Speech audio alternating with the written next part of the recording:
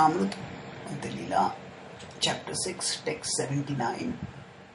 ताहाते विख्यात इहो परम ईश्वर, अज्ञस्थाने किछु न है विज्ञेय गोचर. Tahate vikyat. Tahate, therefore. Now, therefore means what was mentioned in the previous verse. Previous verse was stated that the Bhagavata Lakshana, that the characteristics of Godhood are manifest in Lord Chaitanya in the fullest degree. So, this is Gopinath Acharya is speaking, and he is saying here, Tahate Vikhyata, and because the symptoms of Godhood are manifested in him, Iho Parama Ishwar, therefore he is the Supreme Lord. Ajñasthane,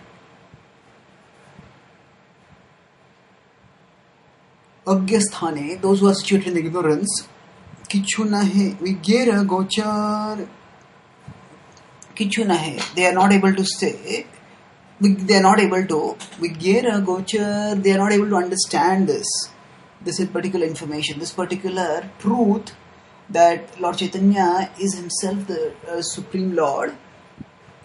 Those who are ignorant, they are not able to understand this, they are not able to appreciate this. So now, Shishya Gana kahe Ishwara kaha kona pramane, Acharya kahe Vigyamata Ishwara Lakshane. So now, at this point, for the first time in this conversation, somebody other than the two main conversationists, that is Sarvabhauma Acharya and Gopinath Acharya. These two were having the conversation. Now with Gopinath Acharya, Mukundatta also was there. But he has not been speaking. Mukundatta is younger, and also that Gopinath Acharya is the person to whom Sarvabhauma Acharya is primarily talking. They are both in the same age group, and they are also closer to each other. So, because of both seniority and affinity, the primary conversationists were Gopinath Acharya and Sarvabhauma Acharya. But now a third party is entering into the conversation, that is Shishya Gana. So now his disciples ask. So that means now the Shishya Gana, Gana means group. So the disciples are asking, so is it that all disciples are speaking in one voice? No, the disciples are having the discussions and they chose a representative. One of them spoke, but that one person was speaking on behalf of the disciples. So Shishya Gana kahe Ishwara kaha kona pramane. Tell us, how can you say that he is Ishwara? On what basis are you saying this? What is the praman for saying this? And this is a valid question. Anybody can claim that someone is God, and will anyone accept it because of that? Now, what is authority for saying that somebody is God? It's an important question they are asking, and they are showing that they are not sentimental people. At the same time, they are actually asking a reasonable question. And indeed, if more people ask this question, then there will be less misleading of people, as is happening in the world today with people claiming to be God.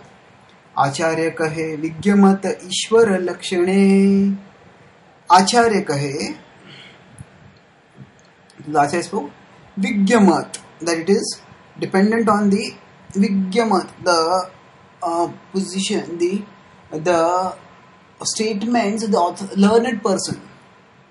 Vigyamat Ishwara Pramane, Ishwara Lakshane. Those who are authorized people, those who are the saintly people, Vigya. So Arsha Vigyamakya, that is also considered one of the authorities in the it is also considered one of the pramanas. So Ishwara Lakshane. So we can know it from the words of the authorized people. Shishya kahe Ishwara Tattva Sadhi Anumane, Acharya kahe Anumane nahe Ishwara Gyane.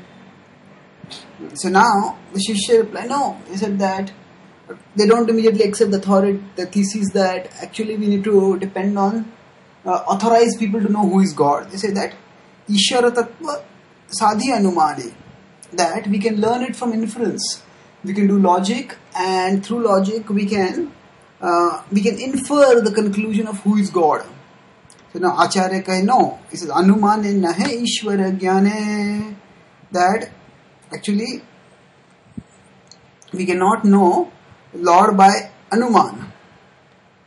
So inference is actually a useful tool for knowing certain things. But certain things are beyond inferential logic. Tarko patishtha shutayo vibhinna nasa vrishadisya matam na bhinnam. The well-known verse in the Mahabharata, which is repeatedly quoted by our acharyas and especially by Srila Prabhupada, that when we use logic, the logic is, and we try to arrive at some inferences, anuman, it's basically guesswork based on incomplete, imperfect perceptions. And that's why the possibility of that leading to authoritative knowledge, especially about knowledge of things that is beyond our sensory perception, that possibility is extremely low. That possibility is very low. And this hazardous way is not recommended for knowing. And then the next verse goes on. Anumana pramana nahe ishwar tattva gyane Krupa vina ishwarer keha nahi jane. So the 82nd text it is said that Anumana Pramana. So now Anuman is also one way of acquiring knowledge, but that is not a way of acquiring knowledge for the absolute truth. Nahe Ishwara Tattva Jnane. We cannot know about Ishwara through that. Krupa vina ishwarer keha nahi jane. Krupa vina, without Krupa, Ishwarera keha nahi jane. No one can know Ishwara. We cannot know who is that absolute truth without knowing about by inference. So we can know it. Kripa, without mercy we cannot know. That means he is bringing in now another factor. So in the previous text he has said that how do we know? It is by the statements of the authoritative people. Now he is bringing another point here and he is saying that we can know by the expert opinion of the learned people. And now this thing, another point is that we can know by the mercy. And that he brings in now. Now Sarvabhauma raises the question now. Sarvabhauma has been observing till now and is letting his disciples talk. Now he brings in at this point. Ishwarera kripalesha hayata ya hare saita ishwar tattva jani bare pare. Ishwarera kripalesha. So Ishwarera kripalesha, that even a small kripa, a small portion of the kripa of Ishwara, hayata ya hare. If there is even a small particle of kripa, then saita ishwar tattva jani bare pare. Then one can understand Ishwar Tattva, Jani Bare Pare. One will be able to understand the Tattva, the truth of the absolute, truth of the Ishvara, the truth about the nature of the absolute truth. We will be able to understand. And then he quotes a well-known verse from Shastra about this point. This is a verse from the prayers of Brahma to the Supreme Lord when he has found himself deluded by the potency of the Supreme Lord. So there it says, Athapite deva padambujadvay prasadaleshanugruhite vahi janati tattvam bhagwan mahimno achanye kopi chiram vichinvan. Athapite deva padambujadvay. So Athapite, therefore deva, te deva, O you, O Lord, padambujadvay, your lotus feet, 2 lotus feet, Prasada lesha anugruhit evahi.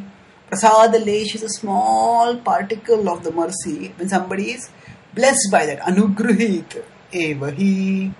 Janati tattvam. At that point, the person comes to know. Janati Bhagavan mahimno. That time one comes to know the greatness of the Lord. One understands the Lord and His greatness. The truth about the Lord, His position, you understand?